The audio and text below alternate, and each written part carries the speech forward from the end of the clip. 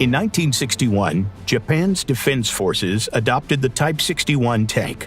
Compared with contemporary American or Soviet designs, it looked outdated almost from the moment it appeared. Yet despite its obvious shortcomings, it remained in service for decades, simply because it was exactly what the country needed at the time. Mitsubishi began work back in 1955, shortly after the self-defense forces were established. After Japan's defeat in the Second World War, the country no longer had a domestic tank industry. The entire Imperial-era fleet was scrapped. Then the Cold War began, and the Korean War broke out. Under agreements with the West, Japan rebuilt its military as the Self-Defense Forces. Early on, Japanese tankers received Shermans and Chaffees, but those could not be a long-term solution.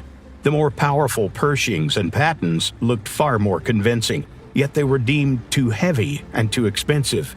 Officers liked the nimble Bulldog, but it still lacked adequate protection.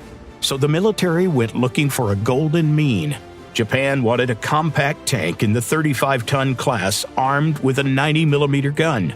Korea had shown that smaller calibers were no longer effective enough, while 105mm had not yet become the global standard. Among foreign designs, the Soviet T-54 fit Japanese requirements best, but for obvious reasons, it was impossible to obtain.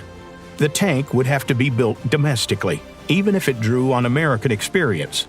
Early prototypes resembled the M47, an elongated hull, a forward-set turret, and a bulky engine compartment. But there was a key difference. Japanese engineers placed the transmission in the front of the hull, as on many Second World War-era tanks. That simplified maintenance, but consumed valuable space up front.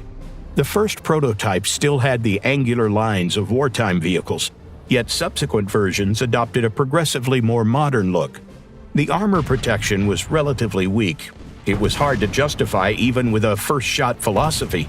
The engine lagged behind American counterparts, and the gun no longer seemed especially powerful. But those drawbacks were offset by the tank's compact dimensions. Its height and width allowed it to be moved over Japan's narrow roads and bridges.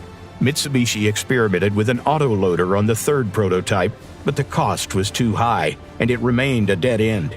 In other respects, however, the work was carried through, and the design was readied for production. The Type 61 entered series production in 1962 and became a solid first step for Japan's engineers. With the self-defense forces as the only customer, Mitsubishi kept its ambitions realistic. By focusing on local terrain and the tank's expected missions, the company produced a vehicle suited to ambushes and defensive fighting.